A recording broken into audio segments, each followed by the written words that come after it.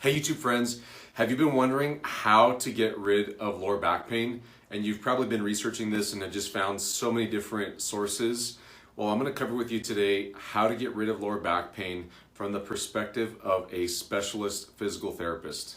Just real quick, a little bit about me. My name is Dr. David Middaugh. I'm a specialist physical therapist over at Paso Manual Physical Therapy, and I've been helping out people with back pain problems for years.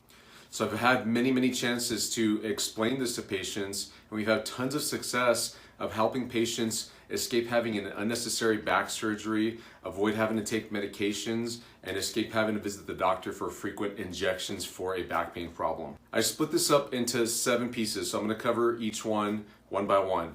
So number 1, understand that it's a process and not a procedure to fix a lower back pain problem. And what I mean by that, just to unpack it a bit more, is many people, even in the medical field, believe that fixing a lower back pain problem is just a matter of having a procedure done or a technique or a medication. In other words, they have this belief that you do this one thing, and when you're done with that one thing, then you come out with the back pain gone or resolved. And it's just not the case. The fact of the matter is, it is a process to properly fix a lower back pain problem for the long term.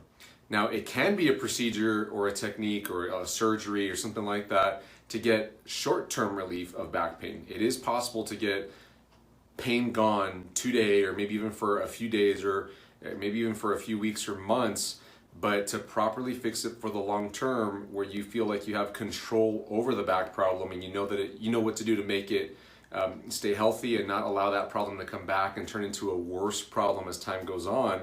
That is a process. I see it so many times where patients come in for their first appointment with us here in the clinic, and they've got a back problem, and they said, I've tried this, I've tried that, I've tried seeing this person and that person and this medical expert and this medication and this exercise and this and this and that. And many times I'm listening to them thinking, well, you've kind of tried many aspects of the process, but haven't really been guided on how to walk through all of those pieces in a structured, strategic manner to fix the back pain problem. And that's part of the issue is it's just not organized and it's not done well. And there's a false expectation that one thing that you do, that one medication you take, or that injection, or that one visit to the doctor is going to fix it for good. But it's just not the case. It is a process over time, and learning has to occur. And I've got small children right now that are learning how to read, and it's not just one class or learning the alphabet once that gets kids to read. It's practice and repetition and development. Once they learn how to read a 3-letter word, then they've got to expand to a 5-letter word, and then you have more complications to reading, like plurals and conjunctions and irregular plurals. There's all kinds of different aspects to learning how to read, and it's a process that happens over time. But in one day you might learn one aspect of it, and then the next day you learn another aspect of it, and as you keep building on that over time, then you develop a process that helps you meet the outcome, which for somebody with lower back pain, they want it gone forever and not ever have to step into a surgeon's office to get something handled there, or to get injections or medications for the long term. Number 2, don't be afraid of big words from medical people. Same thing, when we get patients in for their first visit for a back pain problem, oftentimes they hear stuff like degeneration, osteoarthritis, osteopenia, facet arthropathy. They throw all these big terms out there, and it's quite scary for patients, especially if they're not in the medical field or don't have an understanding. It's quite scary for patients to hear that, and then inevitably what patients will do is they may get an MRI report or some documentation from the doctor's office, or they just remember the word and they write it down, or they start Googling it, and they find all kinds of terrible things that happen in extreme cases of those conditions that are described in those big words. But the reality is that in 9 out of 10 back pain cases where a doctor, a physician, or some medical expert might tell you you have facet arthropathy or degenerative disc disease, or they throw out some of those big terms, in 9 out of 10 of those cases, they're fixable without surgery, medications, and injections, and they do stay better for the long term. It's really the minority of people that do need to have some sort of procedure done, or something invasive, or where they have to face that they're going to have some discomfort or some level of their condition last for the rest of their lifetime. But that's really just a small percentage of cases. Number 3, wait as long as you possibly can before getting an MRI. Now, there's other imaging procedures that are done, x-rays, CT scans, and those are a little lower level than an MRI. And what you have to understand about getting an MRI is that it's pretty detailed, but there's also a high risk for what we call false positives, meaning they found something that's on the MRI, but if we were to open up the body and look inside, it's not really there. It's just the way the MRI image was produced. It looks like there's something there that isn't. So that's a false positive. So the doctor that reads the MRI report might say, hey, you have arthritis at this level, and in reality you don't. It was just a distorted image on the MRI. So if you go get an MRI, what it does is it opens you up to potentially having conversations with the doctor about getting procedures done in parts of the lower back that may not even need anything done. The reality of this, and we have it proven in research, is that it's rarely the case that where there's a problem on an MRI, that's the source of pain. They've done research studies where they have found that they'll do MRIs on everybody, on a bunch of people that have back pain, and they'll do MRIs on people that have no back pain, and they'll find that across the board, whether they have back pain or not, there's positive findings, or they find stuff that's wrong with their MRIs in their low backs. And doctors can't really categorize who has pain and who doesn't if they're just purely looking at MRIs, because somebody that has no back pain could have arthritis in their MRI or some disc problem on their MRI, but they're okay. They don't have any problems in real life, and they're able to do everything that they want to do. So this is good news, because it is possible for you to go get an MRI. If you've already had an MRI, have some positive findings on there, have some disc issues, some arthritis problem, but then it resolves, it gets better. But if you had an MRI after the fact, it might still be there on the MRI because you've converted into one of those people that no longer has back pain but has a positive finding on an MRI. So your best bet is to pursue natural treatments, pursue non-invasive treatments, so that you can avoid having the MRI and then having to end up, because doctors are recommending you to go into some sort of invasive treatment or some medicinal treatment that has some side effects potentially for you. Number 4, exercise is king. When it comes to lower back pain, across the board, if you look at all the medical literature, all the scientific research studies, some form of exercise tends to produce a positive result in people that have lower back pain.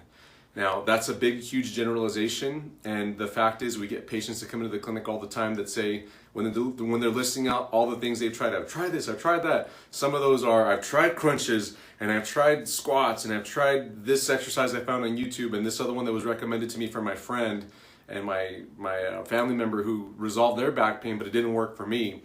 The fact of the matter with exercise is finding the right ones for your specific back problem is what needs to be done. There's likely some muscle that needs to be strengthened, or some exercise that you need to start out with, and then over time work into harder exercises, because it's a process, it's not a procedure, in order to fully resolve the back problem and keep it gone for good.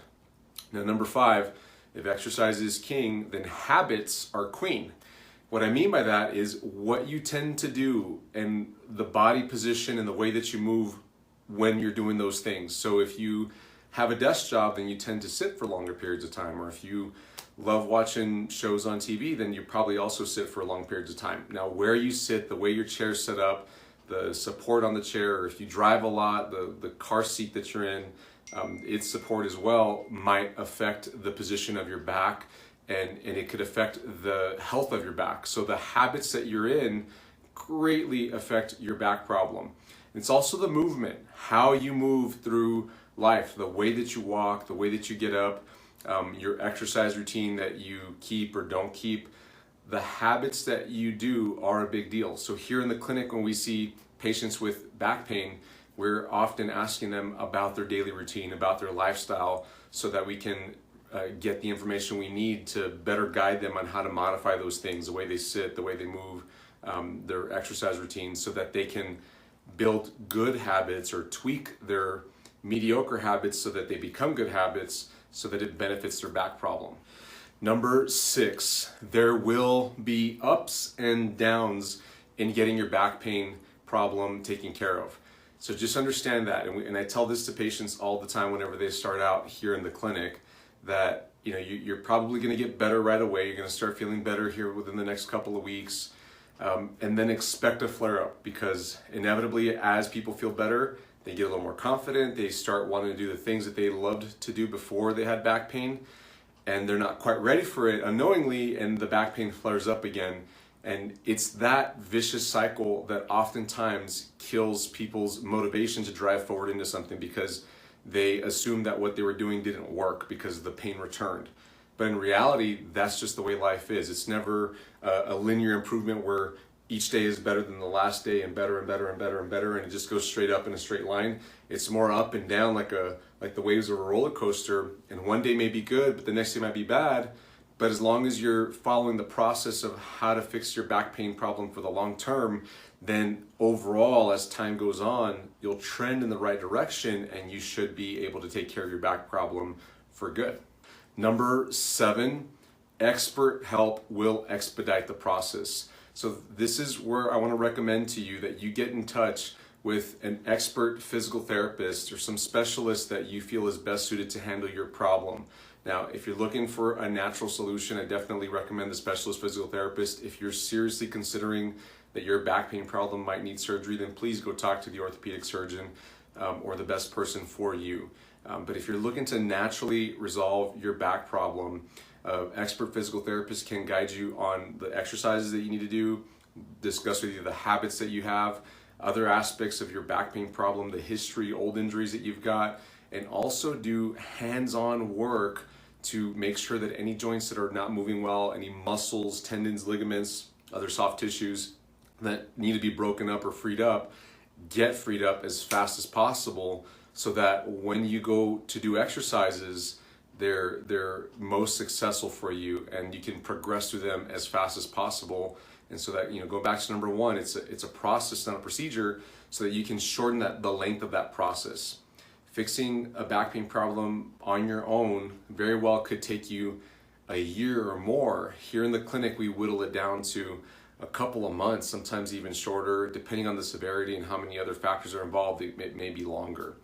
So getting in touch with an expert and working with them will tremendously speed up your process in order to get you the outcomes of getting rid of this back pain problem for good.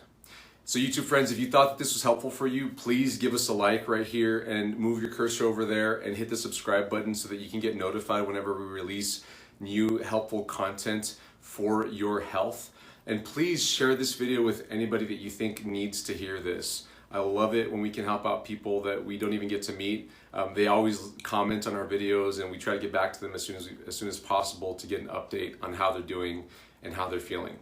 I hope you have a wonderful day. Bye-bye.